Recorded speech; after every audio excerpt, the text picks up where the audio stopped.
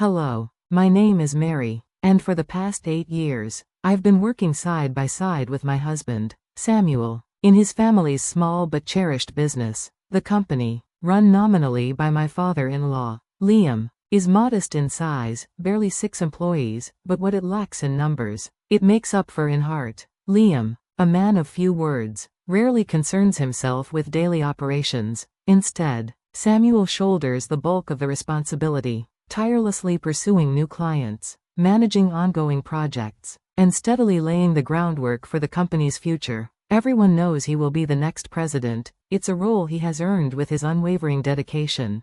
In the office, the atmosphere is spirited and familial. During big projects, everyone comes together, lending hands and hearts in unison, and I've always felt proud to be a part of it. Yet, despite my years of contribution, there has always been one person who viewed my presence with a critical eye: my mother-in-law, Amanda.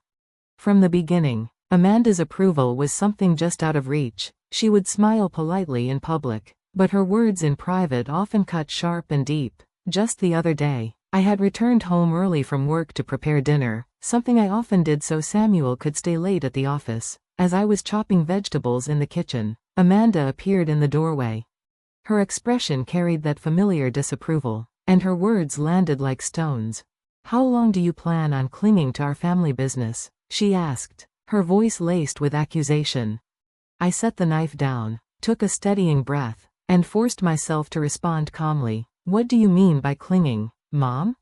Amanda folded her arms, her gaze narrowing. "You married Samuel because you needed security. Now you're hiding behind the company walls as if you belong there. Don't think I can't see through you."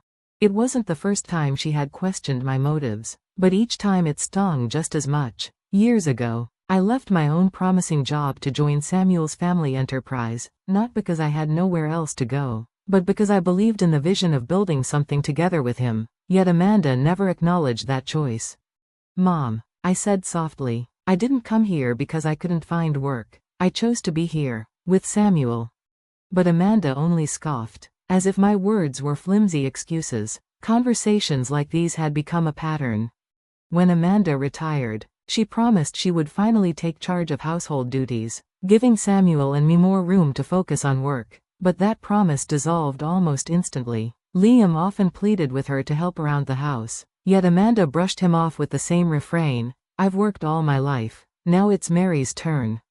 And so, the daily chores fell to me. I cooked, cleaned, and kept the household afloat. Often after long days at the office, I tried not to complain, but the weight grew heavier with each passing year. One afternoon, my patience wore thin. I found her dishes stacked in the sink yet again. Summoning what little courage I had, I approached her carefully. "Amanda," I began, my voice hesitant, "I've noticed the dishes piling up. Could you please tidy up after your meals?"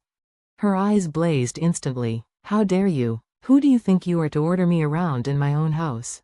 Her words hit like a slap. Before I could reply, she stormed off, muttering under her breath about how ungrateful I was. I wanted to cry, but instead, I returned to the kitchen and started dinner, knowing Samuel and Liam would walk into the tension later that evening.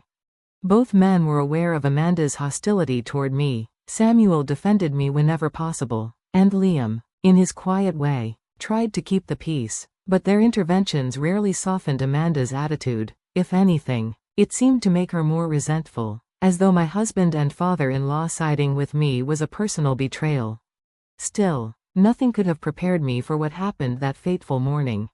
After cleaning up from breakfast, I was gathering my things for work when Amanda suddenly appeared, clutching a bucket. Before I could react, she hurled the contents onto my handbag, soaking everything inside. I froze, the shock paralyzing me. "Amanda, what are you doing?" My voice cracked with disbelief. She shrugged as though it were nothing. "Oh, was that yours? I thought it was just trash lying around." "Trash?" My hands trembled as I pulled out important documents, dripping wet, laying them on the table to dry. "Even if you thought it was trash, who pours water all over it? Look at the carpet, look at the vacuum." But Amanda only stared back coldly, her lips curling into a cruel smile. "You don't need to go to work anymore," she declared. The words pierced me like ice. "Excuse me?"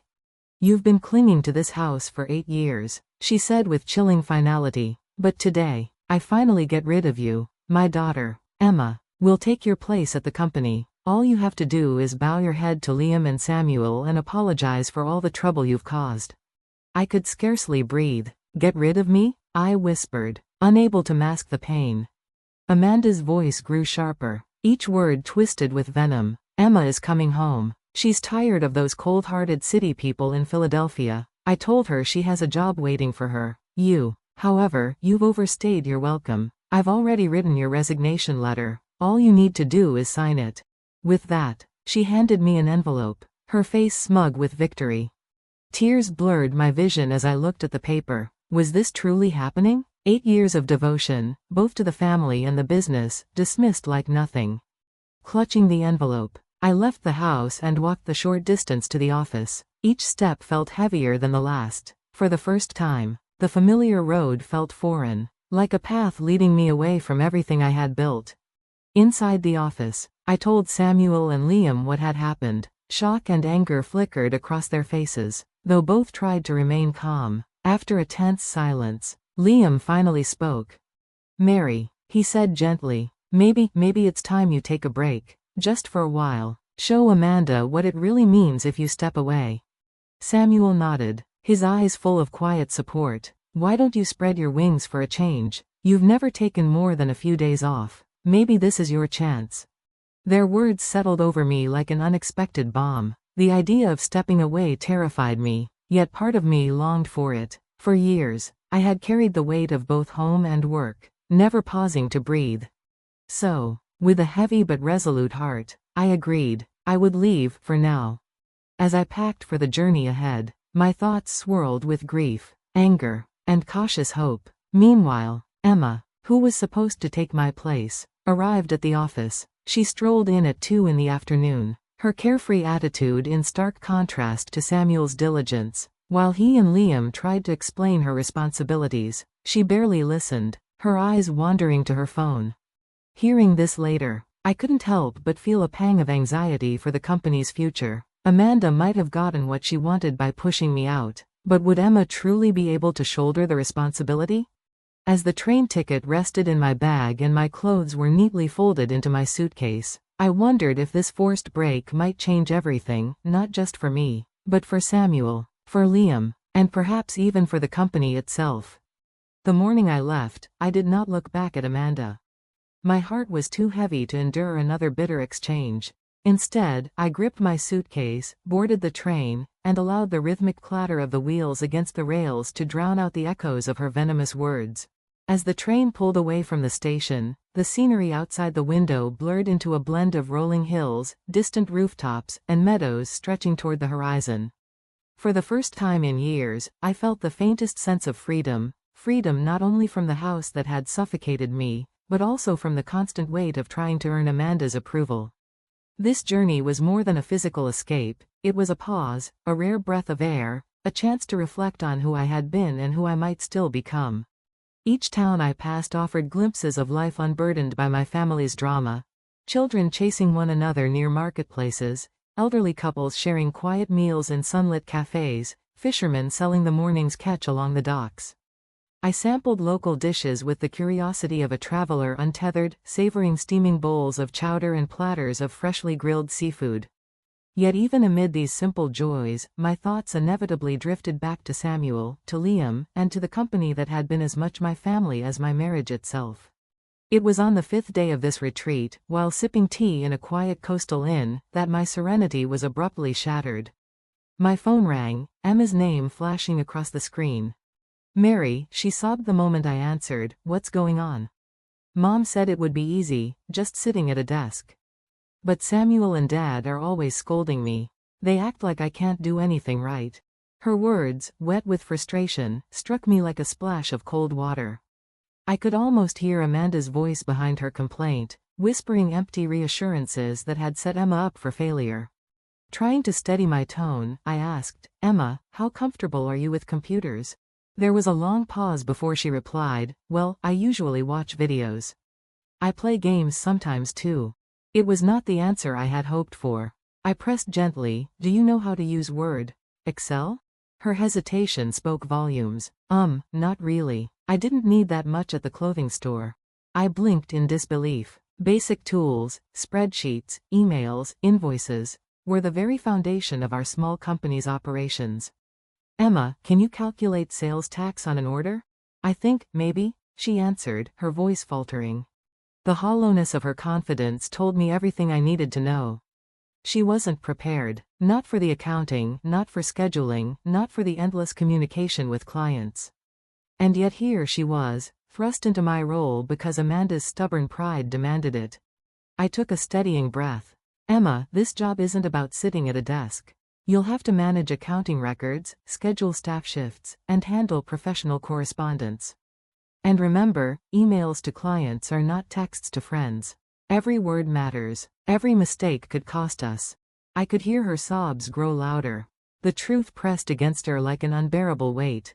But Mom said, her voice broke, and then the line went dead. She had hung up, unable to face the reality I had laid before her. For the next few days, I wandered through Philadelphia, the very city Emma had abandoned. To my surprise, its streets were warmer than Amanda's household had ever been.